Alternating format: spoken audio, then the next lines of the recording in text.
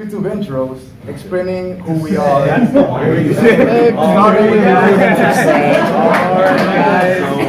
Say it. Alrighty guys, it is Qaaman here today at KamehaCon, and it's great to see you guys. A lot of you probably know me from doing Dragon Ball videos with like 5 or 10 people in here, so welcome. Yeah.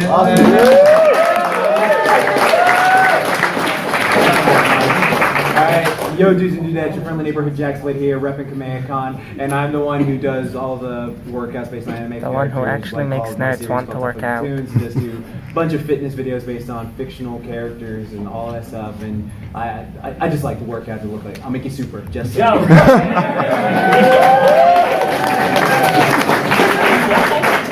You want to be my fitness trainer? My fitness trainer? Sure. Hell yeah. Hello and welcome to ComicDrake, where I talk about comic books and my name is Drake.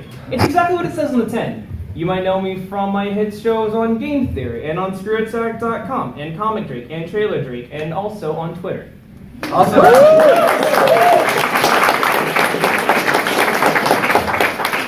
Well, hola mi gente! My name is Sofai.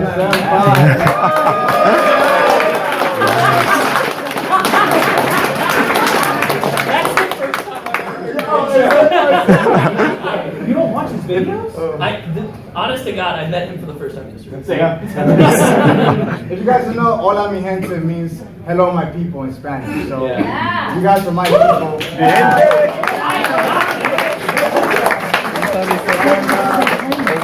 I cover Dragon Ball. We do a lot of news, theories, in-depth analysis, Dragon Ball science, and a lot of other things. So thank you for coming here. Well, it is your praise of the motherfucking sayings. Chris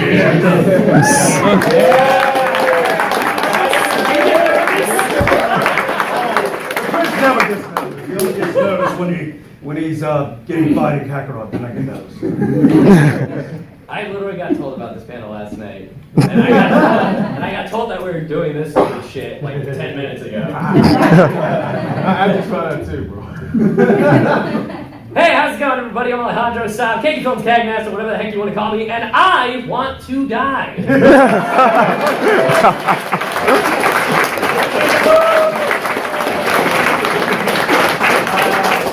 So basically, I do videos on Dragon Ball Z, like just video games. I play other stuff. I do other stupid shit, and I voice act.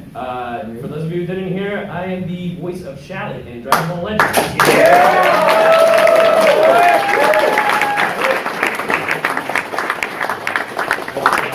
I do a lot of things too, but I doubt you guys care since it's not Dragon Ball. I care. Oh, thank you. One person cares. 1%. 1%. You get hugged, sir. Now, I want to start off. First question is going to be for the whole panel. Can you tell us about your YouTube origins? What inspired you to start a YouTube channel? Honestly, I just want to see two girls kissing. You need to like have an account to log in. I'm sorry. That's Your YouTube channel. It's a better origin story. Okay. Your YouTube channel. What inspired you to create your channel? Okay, well, just honestly, besides that, because hormones, kids. So yeah, it's just one of those things where I don't know. I always had a thing where I would watch like the scenes from anime scenes where they were like training. I was like, guys, they hype. And I was in football and I was like doing something. I was like, yeah, man, like okay, I got Rambo, I got Rock, but I want Goku, man. I feel like no one else like sees him doing handstand with one arm. That is raw as hell. Like, how do you balance these? No, I already worked out this morning. No, but like that thing just inspired and motivated me, and I was like, you know what, I want to be able to do it because I used to be like this chubby guy with a dirt, like stutter, and be like, I want Dragon Balls. You know, like this horrible thing. I was like, That's really? me. Oh, right. Put this outfit on, okay? Yeah, man. But like that's pretty much all it was. It's just I saw it and I was like, oh, I wonder if I can do a video of it, and I did it, and I started my series called Stuff Like Tunes, where I just do fictional training things. I've done like. God, that's so many of them. Yes, I've done freaking Netero, Kenichi, Baki, Hell yeah. like, Hey. whoa, here we go!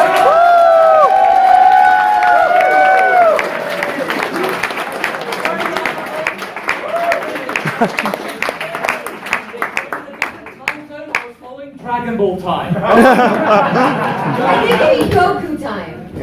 Nah. Maybe we Goku time. Oh, sure.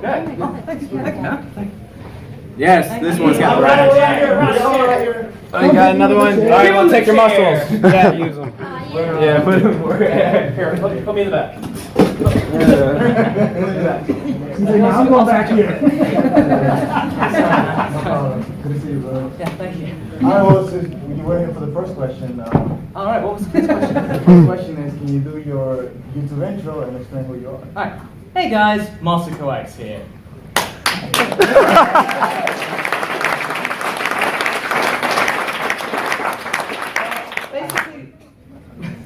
Basically what I do is like kind of a combination of many different things. So there's discussions, What there's ifs. super reviews and what ifs, as well as hopefully coming up with a new pilot kind of fan series of Dragon Ball in the next couple of weeks. That should be cool. Yeah. Now, we're going around talking about our YouTube origins, what inspired us to create our YouTube channel. So, let's go with you. So my story is actually quite simple. So I was pretty much like 17, 18 years old, had a lot of free time just graduating from high school, and I always said to myself, you know what, why don't I give this YouTube thing a try? And JaxBlade was actually one of the earliest subscribers I had, like going back to 2013.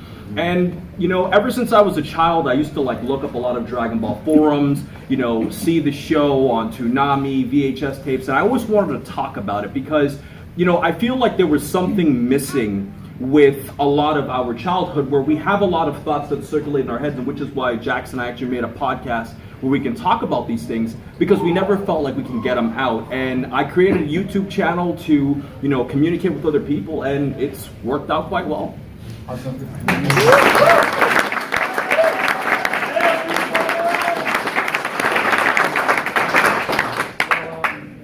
I made my channel. It's funny because I was originally, I didn't call myself Prince Vegeta. I had a YouTube where I made short films and skits at one point, but that really didn't pan out the way I wanted it to. And one day I was just browsing the internet and I ran upon a group called Team 4 Star. And I was hooked. I watched like the first 2 seasons, and after that, I just kind of said, okay, this is a thing. You can do that. So I just got a mic and made a lot of cringy fan dubs, and then I eventually made my Prince Vegeta channel. And that's it.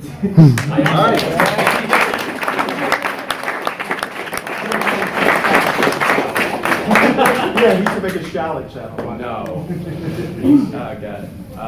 For me, very similarly, actually. I started with, back in the day, the reason why my name is Kaggy Films is because I used to make machinima. For any of you who don't know what a machinima is, a machinima is basically a film using the in-game engine of a video game. And I would use Halo a lot. So I was like, yeah, I'll make stupid middle school shorts because I've been doing YouTube for 8 years and that's weird. And then eventually I realized that Dragon Ball games still existed. I thought they just stopped after Budokai Tenkaichi. I'm just like, yeah, they're done. No more Dragon Ball games because why would they make more? And then I made this cringy fanfic called Defender of Mankind. It was really bad. Don't watch it. And it went from there. Like people really liked it, and then I'm like, oh, I guess I'll do gameplay now. And then here I am doing voicing for the actual show, or I guess the game. So, yeah. Decent. Yeah.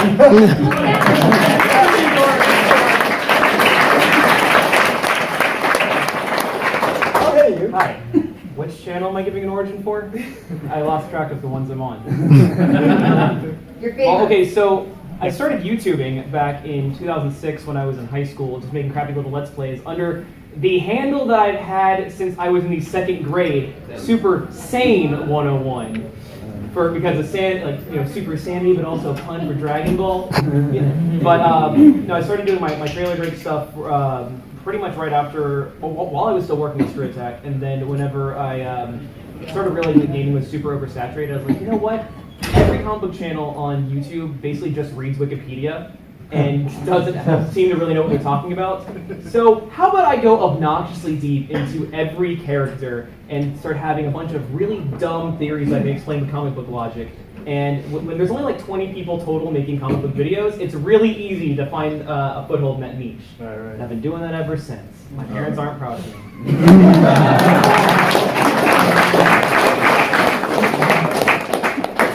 Well, I suppose really because my family's come like from a long line of editors and like creators, like ever since like the 1940s, and basically I kind of found YouTube relatively when it was like new, and I did a thing called Naruto Abridged back in 2006, and you know back in the day, like 2007, you know I had 17,000 subscribers. And that was a big deal back then. And then my channel got taken down, so I started a new one. And for the longest time, I basically just had that as a personal channel. Then I started taking it seriously at the end of 2015, and then lo and behold, over the course of 2016, I thought, well, I should really talk about Dragon Ball. So I started doing the Super reviews, and then I did that a breakout video, which was saying Super Saiyan 3 is dumb. And I agree. That touched the nerve, and that taught me the craft of a discussion video, and it just exploded from there. So it was just simple experimentation, really, just with different things and actually taking like. I know a bit about Dragon Ball. Let's roll with it. So just casually just thinking, why not? Let's just give this a go.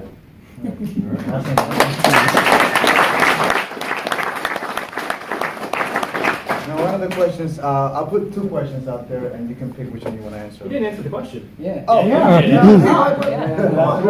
All right, so the way I started is, I don't know if anybody's familiar with Chibi Reviews on YouTube. You're familiar with him. He's an anime reviewer. I was following him since he was like 200 subscribers, and I was seeing his growth and him building a community. And ever since I was little, I've been kind of building my own communities. Like in high school, I started my own dance team. And in college, I started my own dance team, which led to me being on So You Think You Can Dance and doing dancing professionally. But I always like building communities, so I decided, you know what? Let me build a community on YouTube. Let me put my thoughts into it. And I started doing live reactions. That's why my channel is called Anime Live Reactions, even though I don't really do that anymore.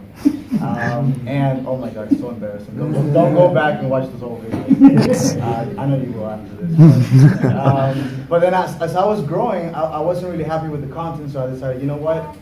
Let me change the content. Let me put more work into this to focus more on like theories and analyzing and research. And yeah, that really helped the channel blow up because the quality of the content just improved. So yeah, that's my origin story.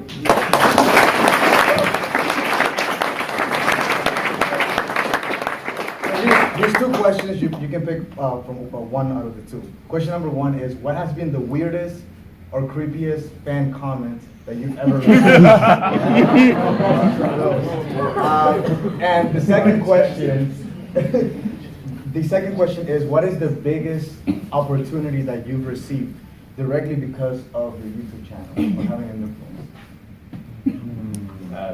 I can go first. For the weird comment, I have two. One was recent, one was like back in like I think 2014. The one from 2014 was this girl messaged me on Twitter. It's like, hey, I have a picture of your baby. And like sends me a picture of her holding a baby, and I'm like I don't know if it's her kid or her little brother, and I'm just like, I don't know who this is. and I am like, oh, okay, that's weird. And I show my mom, because I lived at home at the time, and I was like, hey, check this out. And she's like, Mijito, what are you doing? That's not yours, right? And I'm like,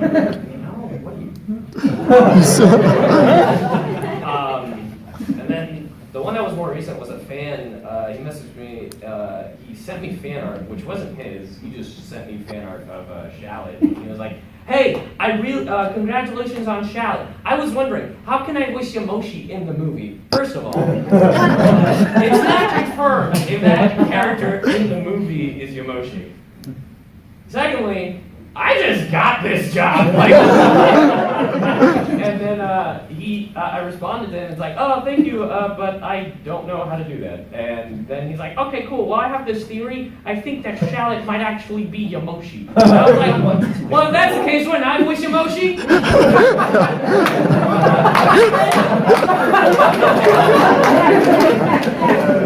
He responds to that saying, don't fuck with me.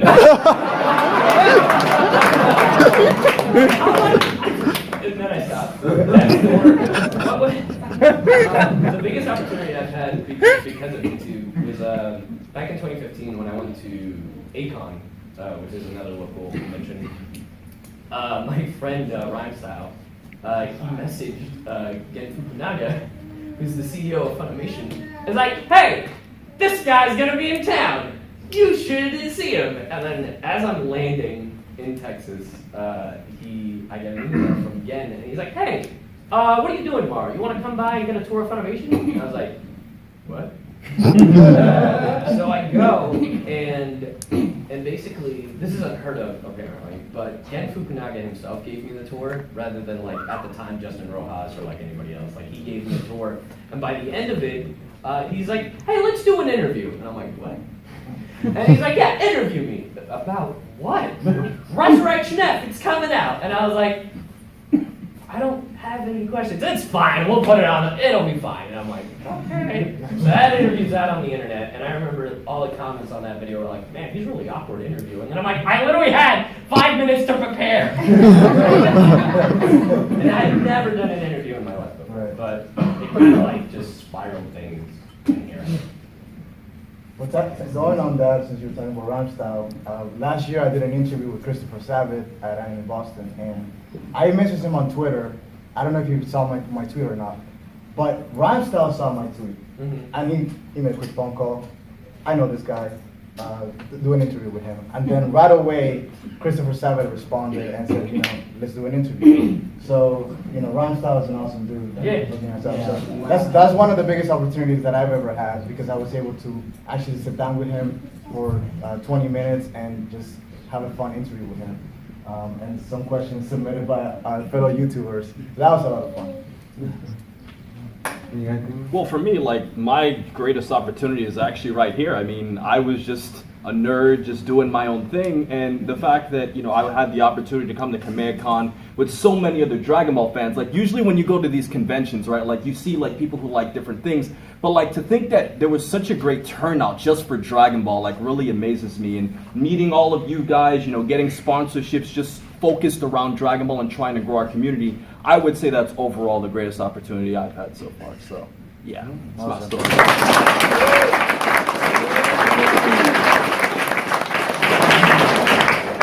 In terms of weird messages I've gotten, I've had so many, it's hard to really pick out what's the weirdest. Especially because I'm Prince Vegeta, so I get all kinds. The best ones are when they refer to me as the character and they blame me for the plot. Like Vegeta, you failed the tournament of power, how dare you? How dare you? Smash or pass, Goku or Jiren? And that happens all the time. Oh, God. Well, smash or pass, answer the question. I'll just reply and I'll be like, I would smash your mom.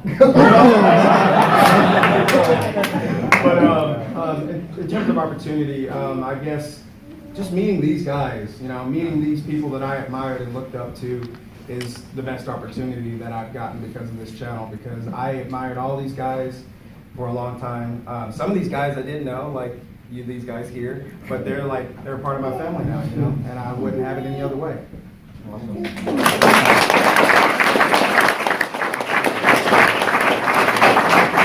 Alright, so the weird thing wasn't a comment, it was actually a situation that happened at a convention I was at. So I'm good friends with a few other YouTubers as well. I'm good friends with Noah King, Saber Spark, and Ile Monte. And so this one time we were all at this convention, I want to say back in 2015. And so all of us go back to our room, we're all just, chilling out, relaxing in the room. I'm taking a nap on the floor, they're like prepping for something they gotta do. And we think our fifth roommate is coming into the door, and we hear a knock knock, and he's like, who dares enter, who dares enter?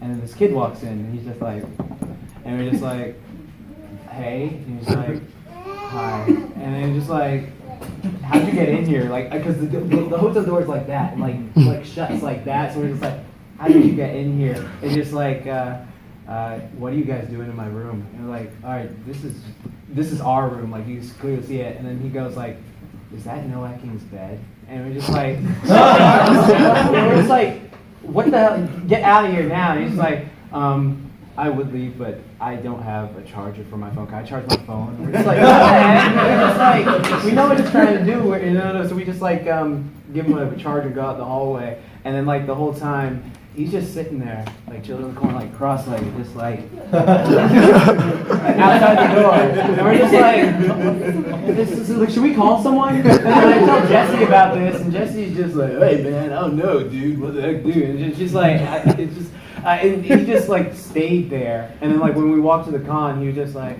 hi. And we were just like so paranoid he was gonna come in at night and like, we didn't know what the heck was going on. And then biggest opportunity is just like what my friends all here said, just like being here like with all these Dragon Ball fans. Like it's funny, like I used to be bullied as a kid for liking Dragon Ball Z, being a chubby DBZ fanboy and always like loving it, but now it's just like I have all these other people like, yeah, okay, say that shit now, yeah. All the Dragon Ball army right here, yeah.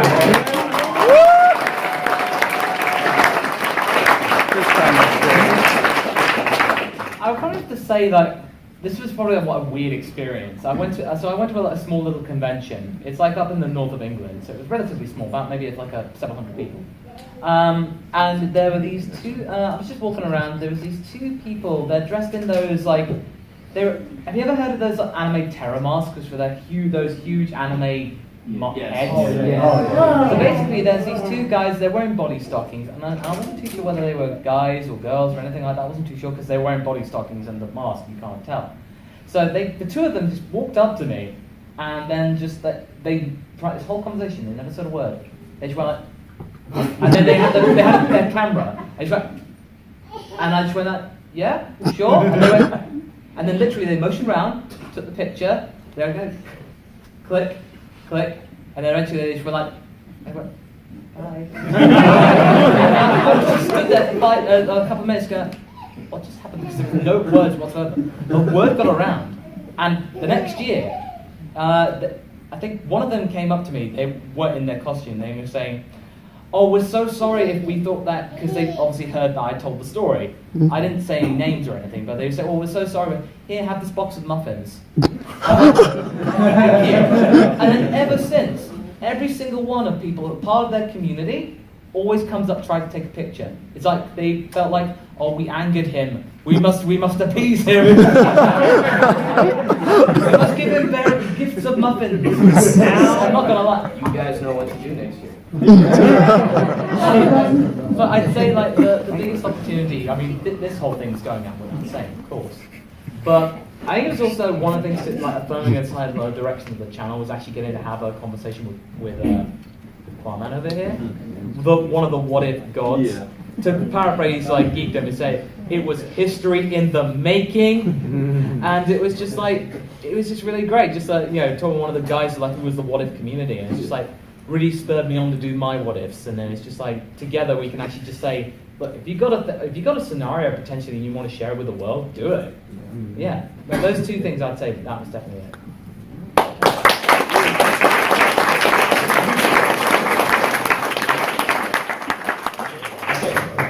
Well, okay, so I'm gonna have to be real cheesy and just say like the greatest opportunity with like my job and everything, like having been with Screw Tech, Game Theory, everything, just being able to do my dream job for a living and being able to make my living entertaining people and then traveling around the country meeting fans, and that's nice because growing up I was just a weedy kid with no friends, and now I'm just a grown man with no friends.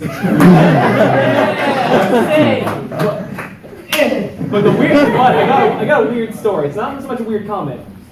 Back when I was doing gaming stuff full time, I got an email from this weird, like a small indie company who made games, and they were like, "Hey, did you submit a request to review our game?"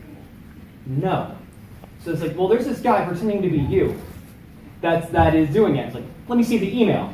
Yeah, that's not me. Let me have his email. Okay. Detective mode. So, I take his handle, I run it through Google, find his Twitter, find his name, go through Facebook, found not his profile, his mother's profile. Went through the white pages. His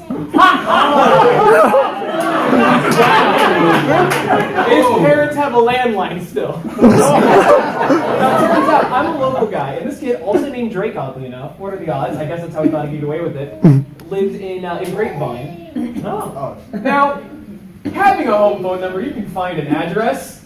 I didn't, don't worry. So first, I'm going through my cyber sleuth, I'm going looking through this, and my fiance at the time was like, please no, stop this. He made it personal. In 2 hours of cyber stalking, I managed to find the phone number, called him up. Well, first thing, I actually messaged his mother on Facebook, trying to be like, hey, I want to, and I tried to like, hi there, I found out your son has been impersonating me, and I would like to handle this with you before taking legal action. And went through all that, but you know, when you put a Facebook message with somebody you're not friends with, it goes to other. Yep. Yeah. I'm gonna call him. So I call her up. I was like, hi there, is this, well, he's Stephanie Smith. That's gonna be her name. She's like, yes. Perfect. Is your son Drake Smith? Yeah. Hi, my name's Drake McGorder with Trailer Drake LLC, and I go through the whole thing. Like, your son's been impersonating me and has been actually impeding on my business, trying to request free review codes. She had a started talking to her son, and then he called me up later to apologize. So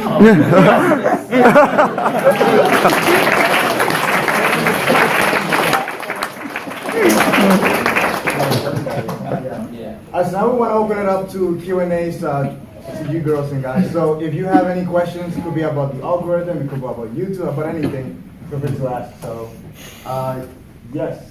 I have a question for Qaaman. Oh. From Laughing Stock Media, how's it going? How's it going? Hey, Qaaman, when's the next episode of Chapter Chat come out? It's an inside joke, guys. You're probably not going to get it, but it's this series that we do on YouTube. You're just trying to troll. Well, what's your real question, Mike?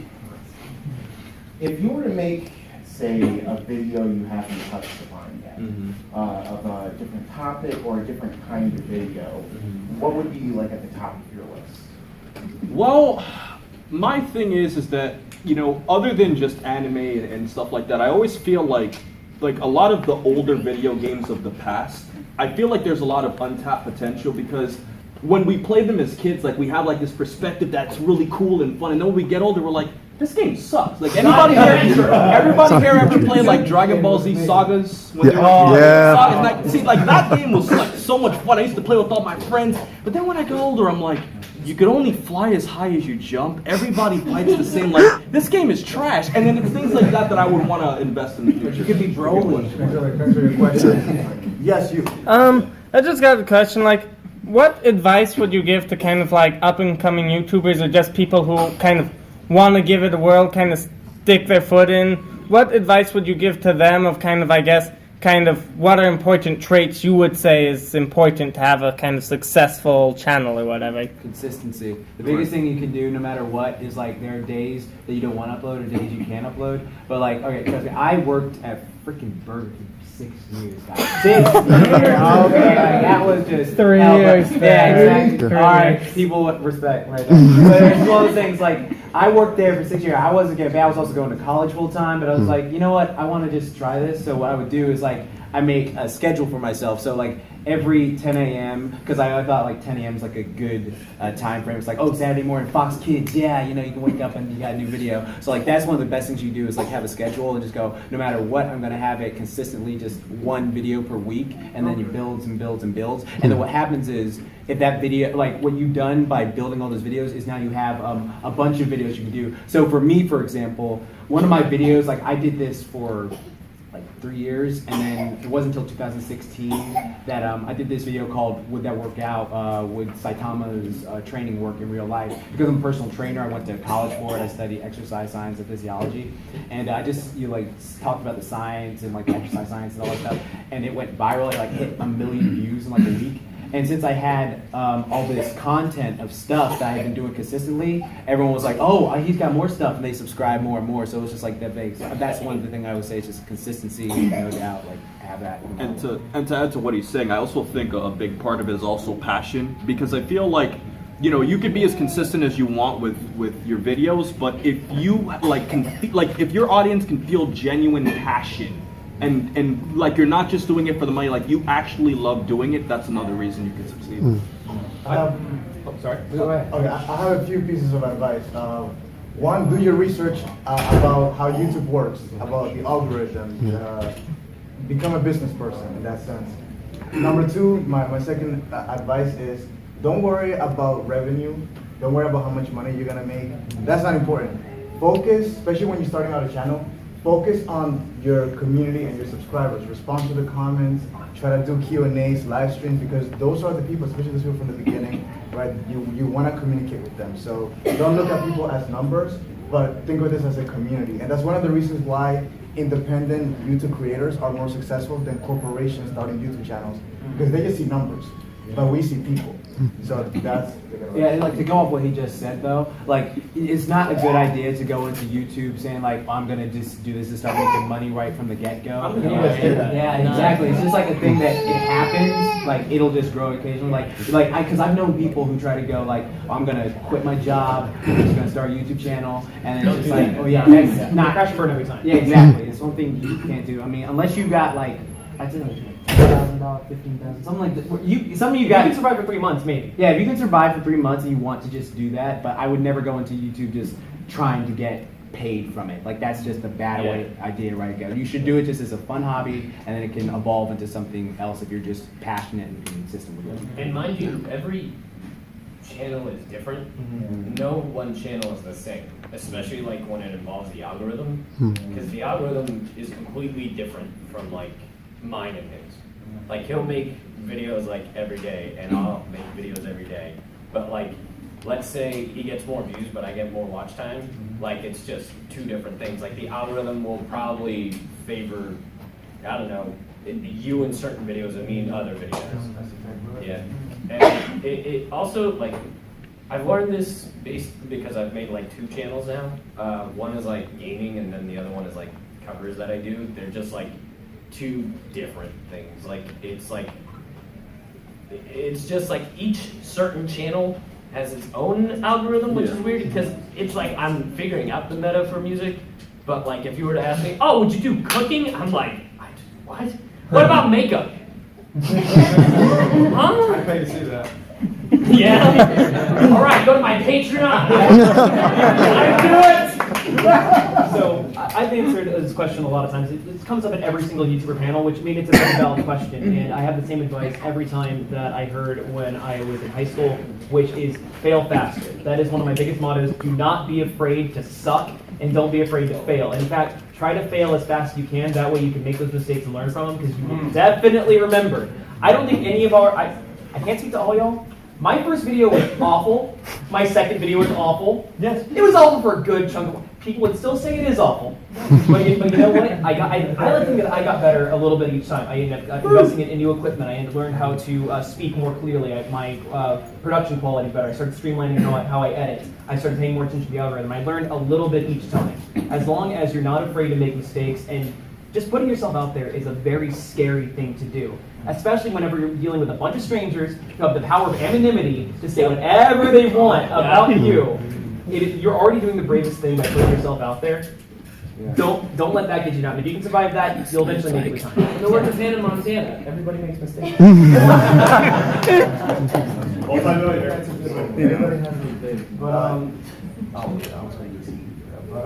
To build on that, you have to what sets you apart from everyone else. What can you do? And like for example, if you wanted to be a Dragon Ball YouTuber, you got to figure out what would you do? Are you a reviewer, or are you bringing entertainment, or are you an actor, or or a singer, or a cover, whatever you're doing. You just have to find your inner talent and what you feel is not only what you're passionate about, but what you can do that other people, not everyone else can do. That's really important. Yeah, absolutely. Yes. Yeah, so this is for anyone willing to answer, particularly Masako. Do any of you guys practice any of the mind, body, or spiritual practices of Dragon Ball or your favorite animes? Yeah. It's like your question. No, it's one of those things like, dude, I learned to meditate because I'll say this, one thing I found out about myself is from the years of bullying for liking this stuff, I developed a bit of an anger issue. So when I was able to defend myself by taking martial arts and fitness stuff, I would be overly aggressive to someone who like make a slight joke on me, like, oh, you know this is stupid, like, fuck, come at me, come at me. So like one thing that did like watching Dragon Ball, like seeing like Piccolo and those Toonami bumpers and stuff like that, and like talking about anger, like that made me like actually meditate every day. Like I meditate for like 15 minutes every day, just like focusing on the breath, and it's like a lot harder. Like if you try to just focus on your breath for 10 minutes without getting thoughts in, it's like so impossible. It's like it helps clear my mind, it makes me focus and stuff like that, and also just being fit because of it, just like, oh, I want to be the best me possible, so just like pushing yourself in your workouts or just doing whatever you do. It doesn't have to be like health related, just being the best you possible in whatever you do, but that just like motivates me tremendously. I just had something to say. I actually do, in terms of practices from Dragon Ball, I do practice screaming a lot. No, it's just like it's just like primal screaming. It's an actual real proper. It's a real genuine type of therapy. As in, you gotta like just spend some time if you're feeling angry or frustrated. It's just a good way to just release. You know? Yeah. Oh, it's a preview? That's like how... No, don't do it. Don't do it. No. It's just there's a way, and this is something from Nozawa. I think she did this for episode 1, 2, 2. It's almost like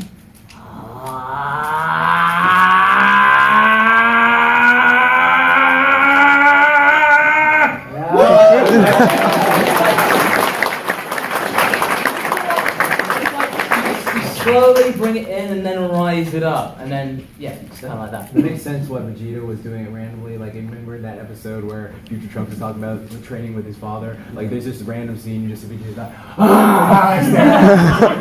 Well, it was work the throat. In Vegeta's defense, Trunks was being very clingy. Give me a hug. No!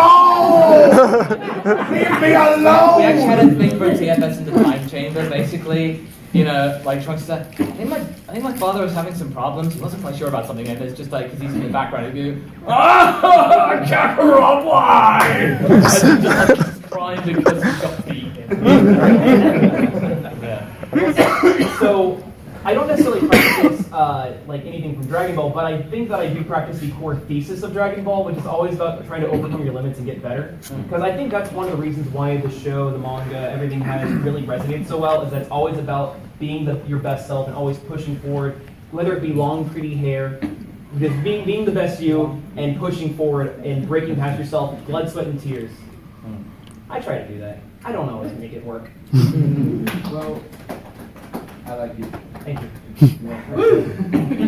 She had a question for a long time. For me, in terms of practices, I don't really have anything I practice other than just getting mad. It's just like one thing I have is a picture of Goku on my wall, and he's just smiling, and I look at it every day and I say, "What are you looking at?" My daily thing is just get pissed off. Do you throw darts at it? Yeah, I actually do. I throw darts at it, and I drew a clown.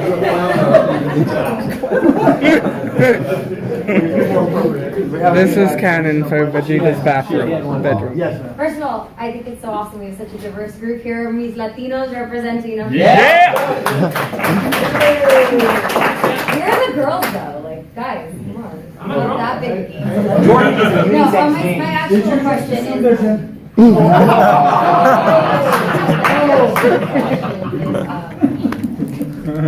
so YouTube has become a lot less friendly to content creators.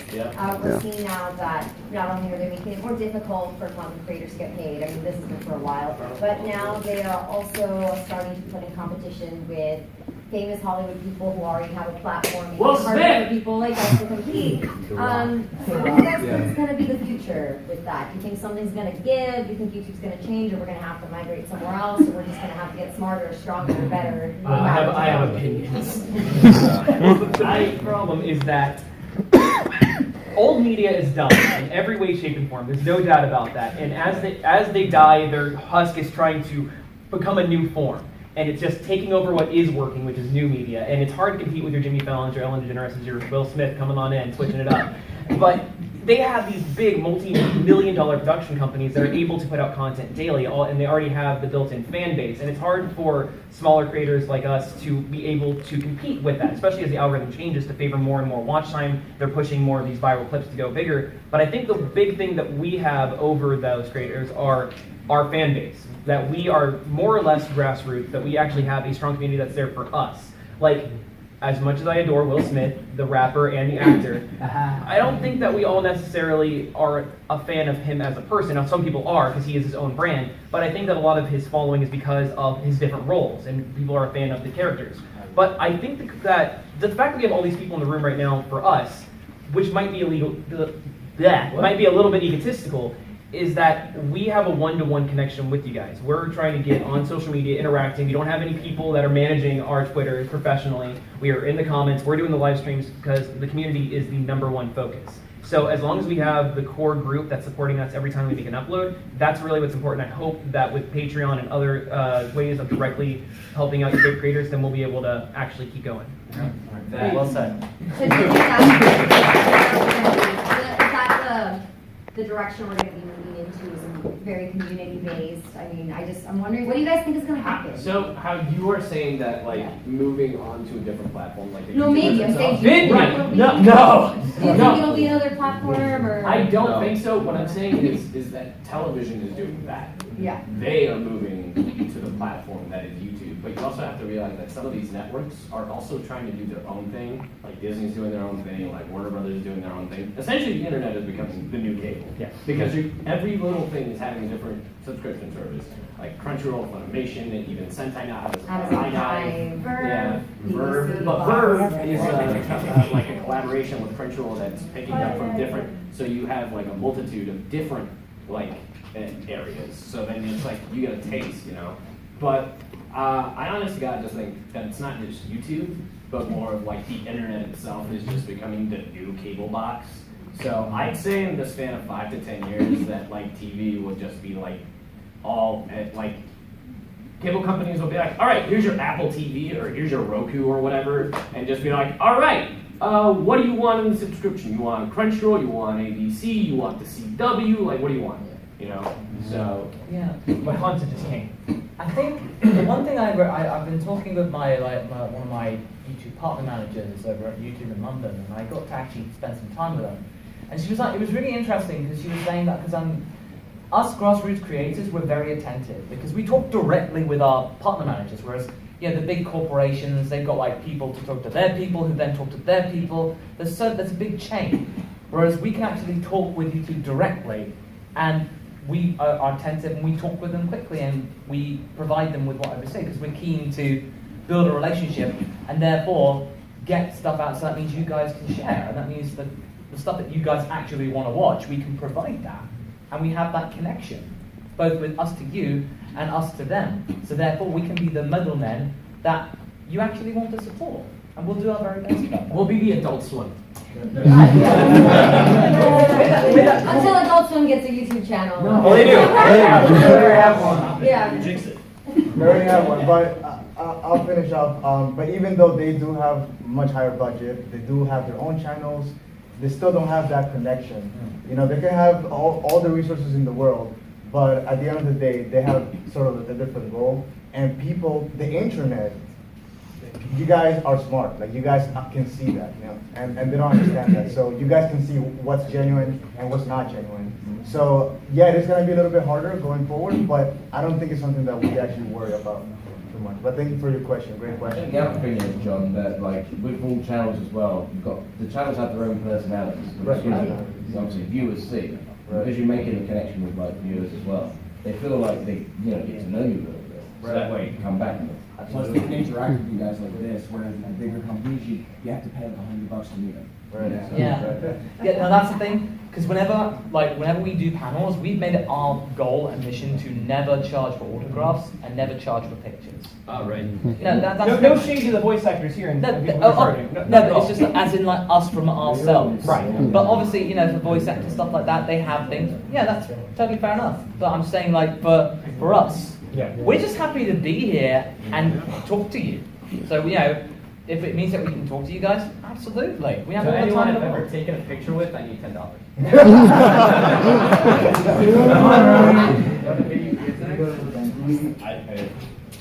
So let.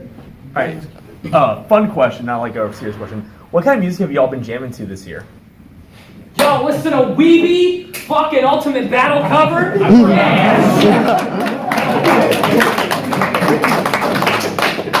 I'm weeb trash, and I just. That's fair.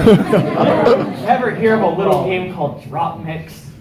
I've been DJing for the past few days here in my Superman outfit, mixing and matching tracks. This has been fun. It is a card game, app game, DJ rap battle.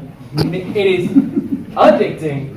It's a half off on Amazon right now. Go to amazon.com/ComicDrake. I gotta admit, I found on Spotify this 38-hour playlist of Vaporwave. That's what I listen to script nowadays. Just like this, literally, if you just search Vaporwave on Spotify, it's a picture of Diet Pepsi from the 80s. That's Vaporwave. I'm thinking, yeah. Some of my best scripts have come from that. Let's. Yes. You. Yes. Yes. What do you guys think is hurting YouTube the most, and how do we combat it? Celebrities coming on in with all of their big budgets and the Will Smiths. All the censorship. I would say, no, I would go on and say like censorship. Like nowadays, you have to be really careful. Like before, you could upload like a whole bunch of just like, oh yeah, I could be as foul as a sailor and stuff like that. Just a comment. Yeah, I'm not gonna say it. That's not advertiser friendly. No, it's not advertiser friendly. Like what's that? Like there's this thing before. Demonetization. Yeah, demonetization. Like there was this thing. Like I remember I did this whole series for my YouTube channel called Month of Halloween, where I bought like all these horror characters and stuff like that. But because it was, not advertiser friendly, they just like took all the monetization away. Also, like if you like swear a bit more, like you can't just like be like South Park anymore. That's So, us. yeah, you gotta be careful with it. So you could like say like something like fuck, and I didn't say the word. I said fuck, FUP. All right, so what the fuck are you doing? This is my fucking spot. See, it's not like that's not a curse word or anything like that. So Didn't you say they were still advertising Halloween movies on there? yeah, exactly. It makes no sense because they like advertise like, oh, the Bye Bye Man's coming to theater. And it's just like, what the heck is this? It's just like ridiculous. But it's not fully YouTube's fault. I mean, they do get pressure from like the mainstream media, who talks to their advertisers and then they pull out. I mean, YouTube's fault is really kind of the lack of communication with the creators and kind of letting us know, hey, we're gonna make these changes, we're gonna do this. But in terms of them, they're being pressured by a lot of the mainstream media to do this sort of censorship. So That's because they want to be on YouTube. They're trying to take over, so they needed to be advertiser friendly so they can make money. It doesn't help that a lot of news coverage every other day you see, oh, this stupid YouTuber did something really bad, and now there's that shot of Piccolo just going, oh god. That's us basically every day. Just thinking, no, don't do that. No, nah. Just in general, just every day. Like there's somebody like in a regular press thing like, what have the YouTubers been doing today? That's been doing really stupid. Jimmy, publish this thing. It's just in. With my specific instance involving that, like anybody that's watched my channel knows I'm sick as hell. But I didn't actually have issues right away when everyone was having issues, and I remember when me and you had a discussion about it, and he's like, "How do you still have ads? I don't understand." And I said, "I don't know. I guess Vegeta's just considered family friendly." Maybe the vitamin D girl. Because I mean, I go pretty wild with it, but eventually I started to get hit a little bit, but I didn't ever stop. I think there was a couple times where I tried to censor myself, but then I thought, it just didn't feel organic, and I said, you know what, if I get demonetized, I get demonetized. I don't want to change what I do. Yeah. I want to keep it the same, the way I like it. And if I were to just add something to what he's talking about, the thing that makes the demonetization system very imperfect, not perfect, but imperfect, It would have to be the fact that the demonetization system doesn't really have a perfect sense of what to censor, because it could be your title. Like, for example, one time I called the video something like, what if Gohan killed Cell earlier? But I changed it to destroy, and then it got remonetized. So having the word kill or having the name Mr. Satan instead of Hercule might actually trigger YouTube to do something. Exactly, because really be sensitive. they just took down one of my videos recently. I did this whole video called from Avatar: Last Airbender. I analyzed Uncle Iroh when he was training into prison. And I was like talking about that. They I got a message like literally I went to check something and they said, "We're sorry, we have removed this video for being inappropriate." I was like, "What was inappropriate about it?" I'm just talking about a fictional character training in jail, but like no, like because I had prison in the title, they took down my Uncle Iroh, so I just appealed it. Don't wait, We're seeing a thumbnails God too. in the title. No, Like God of Destruction, I can't put No religion. So I made a video for pure clickbait, which was Marvel Comics hookups, because man, they get together a lot in that universe. So there's a nice scene in the Guardians of the Galaxy series where Tony Stark and Gamora are laying in the bed post-coitus, and everybody's clothed, nothing about it. I just had Gamora in her underwear, bra, underpants, totally PG, fine. It went for about 7 months, and then it got hit. So then I just replaced it with Jane Foster, Thor, and Sam Wilson got America kissing, and it's fine now. Just the thumbnail. The content's fine. You said Tony Stark. Yeah. Okay. He was in the Guardians for about a couple years. Okay. Cool. Yeah. Tony Stark brings everyone. Yeah.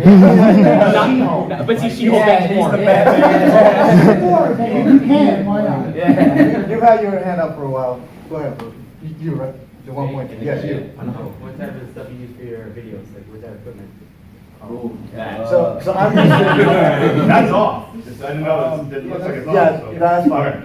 So I'm using a Sony A7 III with a Sigma 18 to 35 millimeter f1.8. That's a 4K camera, but you don't need that. Like, you don't even need it. You just need an iPhone. Like, legit. No, the iPhone takes really good video. Yeah, it really does. Really? Especially lightning makes anything look good. Yeah, you can make incredible videos just with like good lighting. Like if you just sit in front of like a window using the daylight lighting and then just put it there, like you can make really high quality videos by doing that. But just know that when the daylight changes, if you're cutting a lot, it can affect how you look, and it'll be very obvious. Yeah. My biggest advice coming iPhone, from. or just use a regular camera app? I'm sorry, what was it? iPhone? Yeah, just use a regular iPhone camera. It works just perfectly. That's fine. Yeah. But my biggest advice though for you guys is, because I come from videography, I studied film, and I studied multiple things in college, but the audio is more important than video. Oh, yeah. That's- Sure. Yes. You can have really crappy video, but if your audio is excellent, people will still watch. Yeah, I made the jump to having a clip mic, a Sennheiser ME2, That's very and nice. that is it makes the difference. I had some teething troubles at first, but managed to get a handle on it. So I paired that with a GH5, and then But I had for the longest time I just had like an entry level DSLR camera, just a used one, and that got me through the first basically for the longest time until recently, last couple of months. I still use a webcam. I still use the Logitech 9020. Well, I have a unique piece of equipment that every time I show one of my creator friends, they instantly buy it. It's a little bit more expensive, about $220, but it is the Chaotica eyeball. It is just a big ball of foam that makes anywhere you go into more or less a VO booth. So I put that on my Audio-Technica A2020, but I was using other mics beforehand. It's just this nice ball, put it on there, crystal clear. It makes pretty much any place that you're recording sound much more forgiving. Yeah. A Chaotica? Chaotica eyeball, K-A-O. You at the back. This is more of just a fun Dragon Ball fan kind of question. My favorite key attack in the series is the one Vegeta used to kill Jace. I want to know what y'all's favorite key attack is in this entire series. Is that Dirty Firework? Yeah, Dirty Firework. It was named in the animated entertainment. Yeah, it was named in the game. It was Milking Qaaman. This is remember that. In one of the games they call it Genocide Breaker, but that's not. I don't think that's what it's I really like even though they changed the name to it, I really like the name Soul Punisher. When he makes that sparkling and he just like punches it and he just dissolves. Like that was just like the raw. I was like, oh my god, that is so cool. I think I have to admit just the conviction of it. Vegeta's Spirit Sword. Oh yeah. Yes. No, that is my favorite attack. Just the whole fact of the idea Like, because you had the Salzers thing, but I mean, the whole key sword thing with the hand is done, but the spirit sword is just that's like 50 feet. It's like giant retractable. I like what is it? Zamasu's Holy Wrath. Yeah. Like, I like his like the scythe is really cool, but I'm talking about like that little like the explosion that just becomes a giant fucking sphere. Yeah. It's better than throwing blocks. Manga. Well, in my case, I know it's a little bit because I'm cheating, but my favorite attack's always been Final Flash. Always been my favorite key attack. You know what's super underrated? What's that? Solar flare. Yeah. Right? The only reason it's not used for programming is forgetting it exists.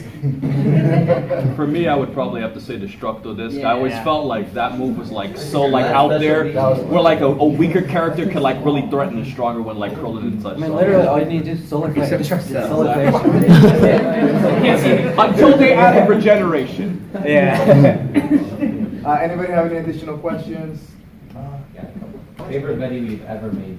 The what? And one video, your favorite video. My most recent favorite one is an April Fool's joke. It was so fucking stupid. It was called Let's Read, and I just picked Bob, green eggs, and ham from Barnes and Noble. And I made it the most Bob Ross looking thing, like it was a thumbnail. And I'm like, hello there. Today, we're going to be reading. And then I'm just like narrating the whole thing, and it's like, what a cheeky bastard. Like,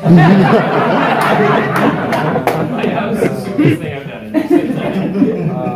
That sounds I got one. fantastic. So there's this video that took me years to make actually. 3 years. Yeah, 3 years to make, because like what had happened was I had gotten into this accident where I broke my like left shoulder, so I couldn't work out for a long time, and I like let myself go, and I was really depressed about it. So I wanted to motivate myself, and it's called What If You're Fat? I'll talk to your fit self. So what I did was I filmed myself like out of shape, like all pudgy and stuff like that, talking into a mirror of like I'm gonna be fit one day, so I'm talking in the mirror. And so I wrote this like little script out, like are you JaxBlade, or are you Jordan, or are you something like that? Like, I mean, you're really fit, man. I'm just wondering. So I was talking to him, and so like 3 years later, I actually am in shape now. I got like abs and stuff like that, and so I made the video of me talking to my past fat self. So it was like me talking to my fit and past. And so it was just like, and it was just like, it was one of those things. I wish it got more views, but it was like, what if you're fat? So I'll talk to your fit self, and it was just like a fun thing to do. And I was just like, I can't believe I actually pulled that off, and it was just perfect. It was like so much fun, and I had a little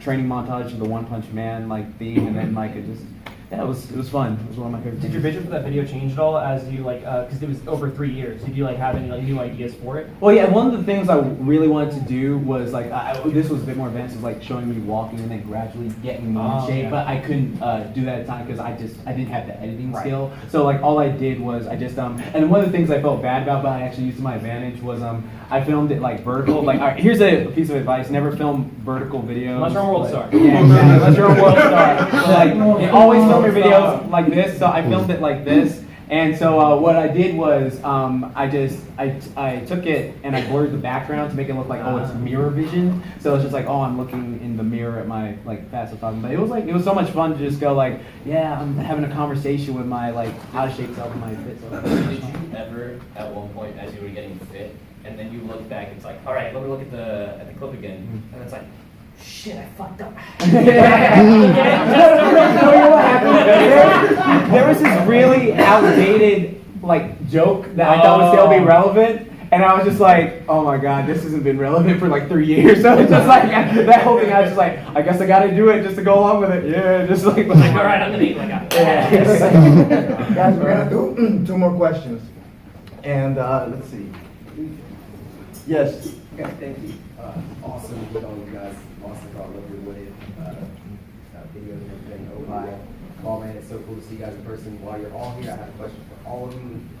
My view on where Dragon Ball is going in the future right now, and what you guys think. I think they're kind of doing this movie in this new animation style to see how it goes. Yes, please. If it goes well, I think the new series or Super continuing down the road will have that same animation style that the movie did, as long as it does well. That's what I think. I don't know what you guys think. Yes, please. I would say that is definitely a viable thing, because I think that's what they did with Battle of Gods. They tested that to see whether a modern Dragon Ball take would actually work, and it did. So I think if this animation thing goes down really well, and according to AJ, they've been starting to animate it last 2 months. So they've got their they got their handle on this, and I'm glad actually they stopped Super, because can you imagine it? And I've talked about this. If they continued Super and they were making this movie, the movie would be it'd be all right.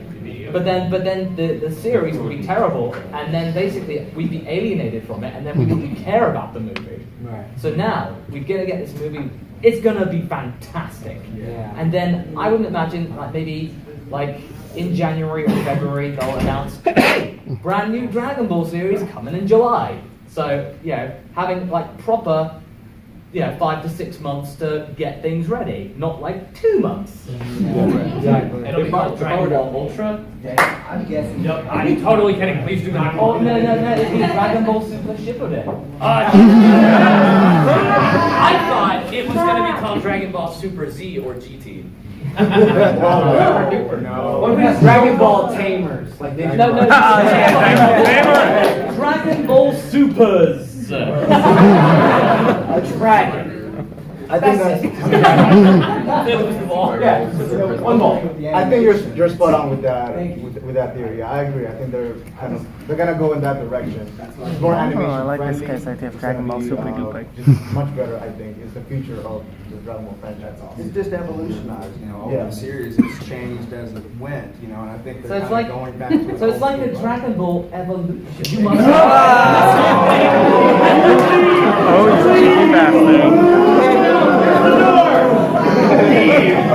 Oh, you cheeky bastard. When Vegeta goes blue. Hey, can we all appreciate that Justin Chaplin's forehead was just the blood veins just coming out? This man was.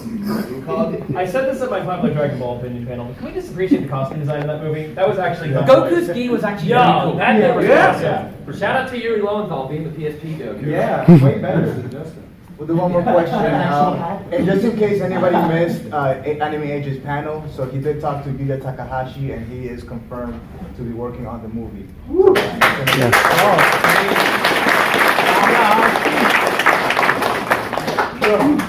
We're gonna do one more question. I apologize. I wish we could do more, but yes. Well, it's my first question ever at a school. This is our So first this is that. convention. Oh, okay. This is my first convention ever. Welcome. Hey.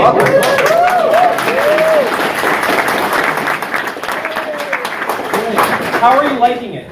It's fun. Cool. Welcome to the family. We live here in Texas, so welcome to Texas, everybody. We have a lot of cons. Sorry, it's really hot. Yeah. Oh, we're from there too. Hey, get it. It's not as human. Okay, sorry. My question. We're actually in film school also, so I heard one of you said you came from film school. We're in it right now.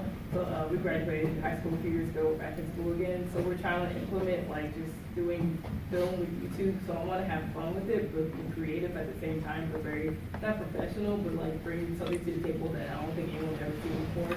Do you guys have any kind of advice, in videography, but just also personality in general? What are you trying to do? Sort of like short films, or what are you? That we're kind of taste of everything. So that's my favorite part about it. Because we're young, we'll be 22 in June, so we're trying to while we're young, we're gonna do as much as we can.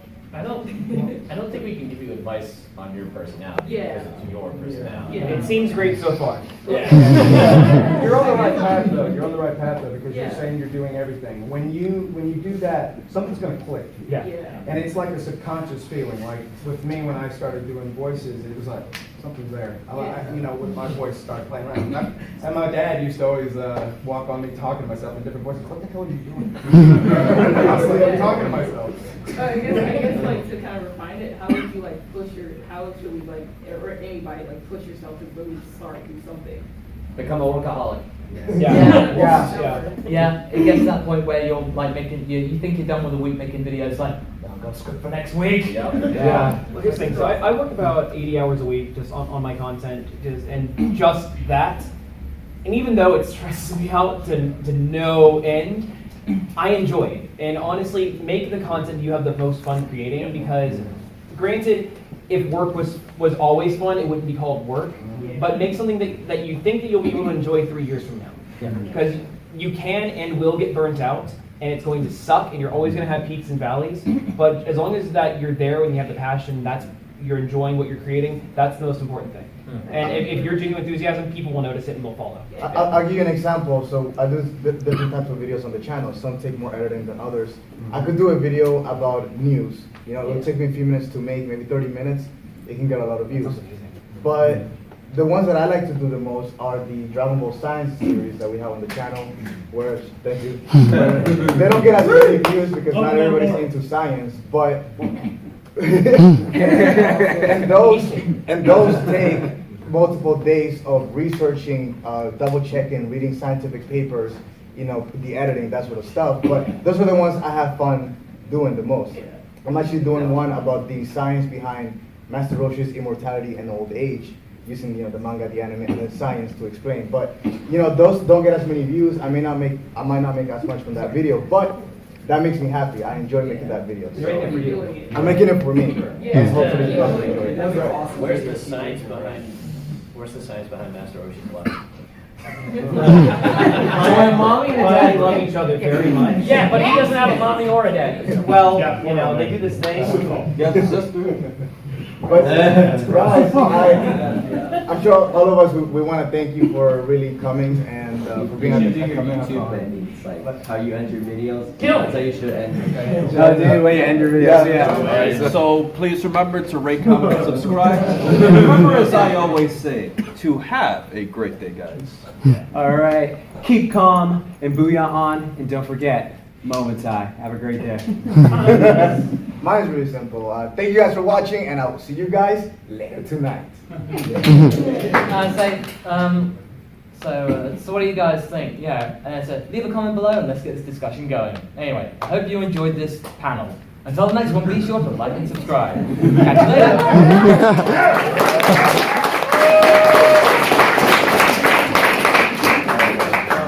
Don't forget to subscribe for more of me.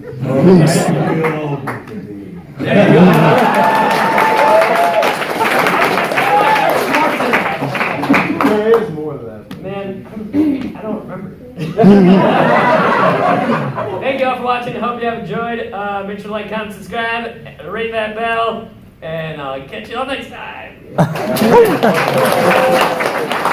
So no joke, my ending is completely tailored to try to get people on a binge watching session. So it's like, but if you like this video, then why not consider subscribing or even watching another one? In fact, I referenced this earlier in the video, but I made a video about this about 3 weeks ago. So if you like this, go ahead and watch that. But anyway, I hope you learned at least a little something new, and maybe I'll see you next time.